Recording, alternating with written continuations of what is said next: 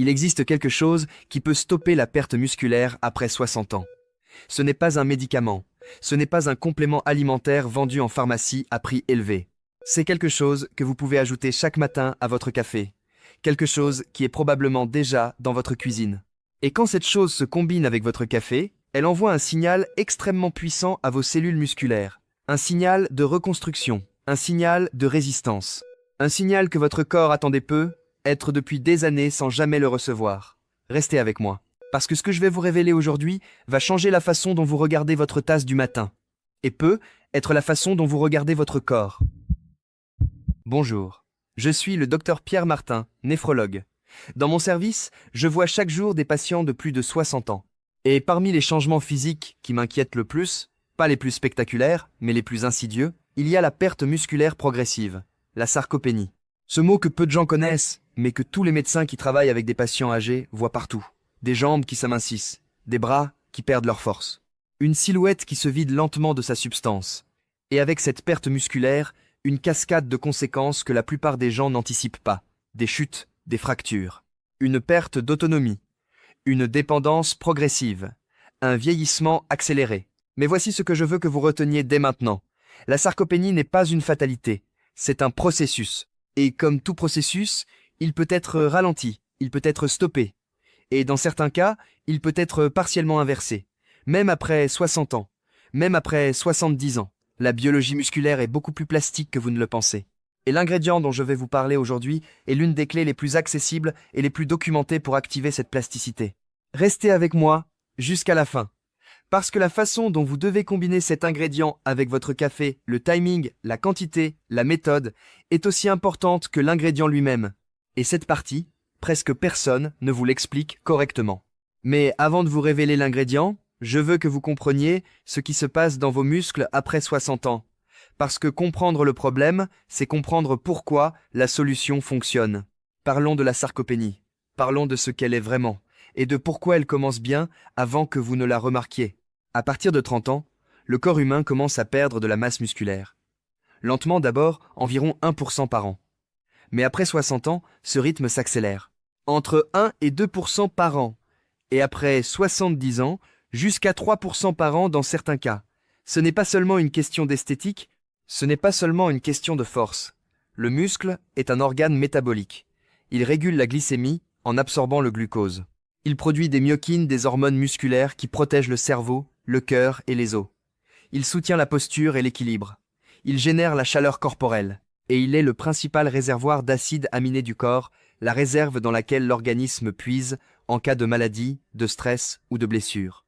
Perdre du muscle, ce n'est pas perdre de la force, c'est perdre une protection, perdre un régulateur, perdre un organe entier dont personne ne parle jamais comme d'un organe, mais qui en est un. Pourquoi cette perte s'accélère-t-elle après 60 ans? Plusieurs mécanismes simultanés. La production de testostérone et d'hormones de croissance diminue. La sensibilité des cellules musculaires aux acides aminés, ce qu'on appelle la résistance anabolique, augmente.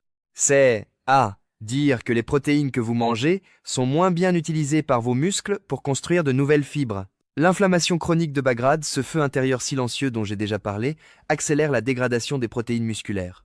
Et la production de créatine, endogène, cette molécule énergétique fondamentale pour la contraction musculaire et la régénération des fibres, diminue significativement. C'est précisément là qu'intervient l'ingrédient dont je vais vous parler. Parce que cet ingrédient agit directement sur deux de ces mécanismes simultanément. Il améliore la sensibilité des cellules musculaires aux acides aminés et il reconstitue les réserves de créatine que le corps produit de moins en moins bien avec l'âge. Laissez-moi maintenant vous parler de Raymond. Raymond avait 68 ans quand il est venu dans mon service pour un bilan rénal de routine. C'était un homme grand, autrefois costaud, il me l'avait dit lui-même avec une pointe de nostalgie. Ancien maçon, retraité depuis 6 ans. Mais quand il s'est assis en face de moi, j'ai vu quelque chose que son dossier médical ne mentionnait pas. Des avant-bras qui avaient perdu leur volume. Des épaules effondrées. Une façon de se lever de la chaise qui demandait un effort visible. Sa femme, Odette, assise à côté de lui, m'a dit doucement « Il n'arrive plus à porter les sacs du marché, comme avant. » Et l'autre jour, il a failli tomber en descendant du bus. Raymond m'a regardé avec cette expression que je reconnais. L'expression de quelqu'un qui sait que quelque chose ne va pas, mais qui a décidé d'appeler ça la vieillesse. C'est normal à mon âge, docteur. On perd des forces. C'est comme ça. Non, Raymond. Ce n'est pas comme ça. Pas nécessairement. Pas si vous avez les bons outils. J'ai regardé son bilan en détail. Sa fonction rénale était correcte, mais ses marqueurs métaboliques m'ont parlé immédiatement. Sa glycémie était haute. Ses marqueurs d'inflammation étaient élevés. Et quand je lui ai posé des questions sur son alimentation et son activité physique, le tableau s'est complété. Raymond mangeait peu de protéines. Il avait réduit la viande parce qu'on lui avait dit que c'était mieux pour les reins. Il était sédentaire depuis sa retraite. Il buvait son café noir chaque matin, 2 grandes tasses, sans rien d'autre, jusqu'au déjeuner. Et il ne consommait aucun des ingrédients qui auraient pu soutenir la régénération de ses fibres musculaires. J'ai expliqué à Raymond ce qui se passait dans ses muscles.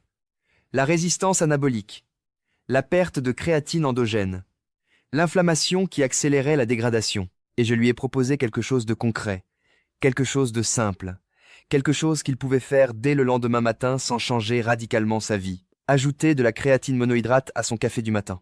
La créatine, voilà l'ingrédient. Et je vais maintenant vous expliquer pourquoi elle est l'une des substances les mieux documentées en nutrition sportive et en médecine du vieillissement. Et pourquoi elle est particulièrement puissante quand elle est consommée avec le café. La créatine est une molécule naturelle. Votre corps la produit lui-même dans le foie, les reins et le pancréas à partir de 3 acides aminés, l'arginine, la glycine et la méthionine. Elle est aussi présente dans la viande rouge et le poisson. Son rôle principal est énergétique. Elle se stocke dans les muscles sous forme de phosphocréatine, une réserve d'énergie rapide que les cellules musculaires utilisent lors des contractions intenses et brèves. Mais la créatine fait bien plus que ça. Elle active des voies de signalisation cellulaire qui stimulent la synthèse des protéines musculaires. Elle réduit l'inflammation dans les tissus musculaires. Elle améliore la sensibilité des cellules musculaires aux acides aminés, ce fameux problème de résistance anabolique qui s'aggrave avec l'âge. Et elle soutient la fonction des satellites cellulaires, les cellules souches du muscle qui permettent la régénération des fibres endommagées. Après 60 ans, la production endogène de créatine diminue de façon significative, et les réserves musculaires de phosphocréatine s'appauvrissent. Ce qui signifie que le signal énergétique que les muscles reçoivent pour se contracter, se régénérer et se reconstruire s'affaiblit progressivement. Supplémenter en créatine monohydrate, la forme la mieux absorbée et la plus étudiée, permet de reconstituer ces réserves, de relancer ce signal, de donner aux muscles le carburant et le stimulus dont ils ont besoin pour résister à la sarcopénie. Les études sur la créatine et la sarcopénie chez les personnes âgées sont nombreuses et convergentes. Des supplémentations de 3 à 5 grammes par jour pendant 8 à 12 semaines montrent des augmentations mesurables de la masse musculaire, de la force de préhension, de la performance fonctionnelle, se lever d'une chaise, monter des escaliers, marcher rapidement. Et ces effets sont amplifiés quand la créatine est combinée à une activité physique, même modérée. Même une marche quotidienne de 20 à 30 minutes suffit à potentialiser les effets de la créatine sur la régénération musculaire. Mais pourquoi la combiner avec le café? Voici la partie que presque personne n'explique. Et c'est pourtant la partie la plus intéressante. La caféine du café a un effet direct sur le métabolisme de la créatine dans les cellules musculaires. Elle augmente la disponibilité du calcium intracellulaire, un signal qui améliore la contraction musculaire et la réponse des cellules musculaires à la créatine. Elle active l'AMP kinase, une enzyme métabolique qui améliore l'utilisation de l'énergie dans les cellules musculaires et qui potentialise les effets de la créatine sur la synthèse protéique. Et elle augmente le flux sanguin vers les muscles, ce qui améliore la livraison de la créatine directement aux fibres musculaires qui en ont besoin. Autrement dit, quand vous prenez de la créatine avec votre café, vous ne faites pas simplement 2 choses séparées. Vous créez une synergie. La caféine prépare les muscles à recevoir et à utiliser la créatine de façon plus efficace. Et la créatine donne aux muscles le substrat énergétique dont ils ont besoin pour répondre à l'activation de la caféine. C'est une combinaison qui a été étudiée et dont les effets synergiques sur la performance musculaire sont documentés. Maintenant, la partie pratique. Parce que la façon dont vous utilisez la créatine est aussi importante que le fait de l'utiliser. La forme à utiliser est la créatine monohydrate. C'est la forme la plus étudiée, la plus sûre et la moins chère. Pas la créatine éthylester, pas la créatine tamponnée, pas les formes brevetées onéreuses. La créatine monohydrate simple, 3 à 5 grammes par jour, une cuillère à café rase correspond à environ 5 grammes. Le timing est important. La créatine doit être consommée avec votre café du matin, pas à jeun, idéalement accompagné d'un petit déjeuner contenant des protéines et des glucides. Les glucides et les protéines stimulent une réponse insulinique qui améliore l'absorption de la créatine dans les cellules musculaires. Un café avec de la créatine, accompagné d'un œuf, d'un yaourt nature ou d'une tranche de pain complet avec du fromage blanc, crée les conditions optimales pour que la créatine soit absorbée et utilisée efficacement. La dissolution est simple. La créatine monohydrate est une poudre blanche presque insipide. Elle se dissout modérément dans les liquides froids, mais beaucoup mieux dans les liquides chauds. Votre café chaud est donc un vecteur idéal. Ajoutez simplement une cuillère à café rase dans votre tasse, mélangez pendant quelques secondes, et c'est fait. Le goût ne change pas. La texture ne change pas. Vous ne sentez rien de différent dans votre café. Mais ce que vous faites à vos cellules musculaires est radicalement différent de ce que vous faisiez avant. La régularité est fondamentale. La créatine ne fonctionne pas comme un médicament à effet immédiat. Elle fonctionne par accumulation. Les premières semaines, les réserves de phosphocréatine dans vos muscles se rechargent progressivement. Les effets deviennent mesurables après 2 à 4 semaines de consommation quotidienne régulière. Et ils continuent à s'amplifier pendant les semaines et les mois suivants, surtout si vous les combinez avec une activité physique régulière. Il existe aussi ce qu'on appelle une phase de charge, 5 à 7 jours de 20 grammes par jour, répartis en 4 prises, qui permet de saturer les réserves musculaires plus rapidement. Mais cette phase de charge n'est pas indispensable. Elle accélère simplement les résultats initiaux. Pour les personnes de plus de 60 ans dont les reins méritent d'être protégés, je préfère généralement recommander la dose standard de 3 à 5 grammes par jour, sans phase de charge. Les effets arrivent plus lentement, mais le profil de sécurité est optimal. Et parlons de sécurité. Parce que c'est la question que tout le monde pose. La créatine est-elle sûre pour les reins? C'est la question la plus fréquente que je reçois à ce sujet, précisément parce que je suis néphrologue. Et ma réponse est nuancée et basée sur les données disponibles. Pour les personnes ayant une fonction rénale normale, la créatine monohydrate à dose standard de 3 à 5 grammes par jour est considérée comme sûre par la grande majorité des études disponibles, y compris des études à long terme. La créatine augmente légèrement le taux de créatinine dans le sang, un marqueur rénal, mais cette augmentation est due à un artefact métabolique et ne reflète pas une détérioration de la fonction rénale réelle. Pour les personnes ayant une insuffisance rénale chronique existante, la situation est différente et la supplémentation doit être discutée avec le médecin traitant. C'est une conversation importante. Ne la sautez pas. Raymond a commencé sa créatine le lendemain de notre consultation. 3 grammes chaque matin dans son café, avec un petit déjeuner contenant des protéines. J'ai aussi augmenté son apport en protéines alimentaires, un œuf le matin, une portion de poisson ou de volaille à midi, des légumineuses le soir. Et j'ai suggéré une marche de 20 minutes après son déjeuner, 3 à 4 fois par semaine. 8 semaines plus tard, Raymond est revenu dans mon service. Odette était avec lui. Et quand ils sont entrés dans la salle de consultation, j'ai immédiatement vu quelque chose de différent dans la façon dont Raymond se déplaçait. Plus droit, plus ancré, moins d'efforts visibles dans ses mouvements.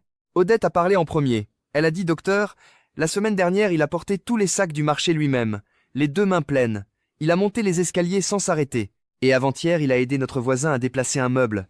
Je ne l'avais pas vu faire ça depuis 2 ans. » Raymond souriait. Il m'a dit quelque chose de simple. « Je me sens moins vide, docteur. » C'est comme ça que je l'explique. Avant, j'avais l'impression d'être creux à l'intérieur. Maintenant, j'ai l'impression d'avoir quelque chose à quoi m'accrocher. Cette phrase m'a touché, moins vide. C'est exactement ce que la sarcopénie fait ressentir. Et c'est exactement ce que la reconstruction musculaire peut défaire. Faisons le point ensemble. Après 60 ans, la perte musculaire, la sarcopénie s'accélère sous l'effet de la résistance anabolique, de la diminution de la créatine endogène et de l'inflammation chronique. La créatine monohydrate, ajoutée à votre café du matin à raison de 3 à 5 grammes par jour, reconstitue les réserves de phosphocréatine, améliore la sensibilité des cellules musculaires aux acides aminés et crée une synergie avec la caféine qui potentialise son absorption et son utilisation. Les effets sont mesurables après 2 à 4 semaines de consommation régulière et s'amplifient avec une activité physique, même modérée. Ce que vous devez faire dès demain matin, ajoutez une cuillère à café rase de créatine monohydrate dans votre café. Accompagnez-le d'un petit déjeuner contenant des protéines. Et après votre repas, marchez 20 minutes. Ce geste simple, répété chaque matin, peut changer quelque chose de profond dans ce que vous ressentez dans votre corps. Pas en 1 semaine, mais en 1 mois, en 2 mois, en 6 mois. Je suis le docteur Pierre Martin. Merci de m'avoir accordé ce temps. Si cette vidéo a changé quelque chose dans votre façon de voir votre café du matin et votre masse musculaire, partagez-la avec quelqu'un que vous aimez qui se plaint de perdre ses forces. Cette personne mérite de savoir que ce n'est pas une fatalité. C'est un processus. Et les processus peuvent être modifiés. Donnez-moi une note de 0 à 10 dans les commentaires. Dites-moi depuis quelle ville vous regardez cette vidéo. Je lis tout. Je réponds à tout. Et avant de partir, restez encore un instant dans la prochaine vidéo, je vais vous révéler quelque chose d'encore plus surprenant. Il existe un 2e ingrédient que vous pouvez ajouter à votre café différent de la créatine qui agit non pas sur les muscles, mais sur les os. Et après 60 ans, vos os perdent leur densité de la même façon silencieuse que vos muscles perdent leur volume. Lequel? Abonnez-vous et activez la cloche. Vous ne voulez vraiment pas manquer ça. Prenez soin de vous. Prenez soin de vos muscles. Ils sont votre armure contre le temps. À très bientôt.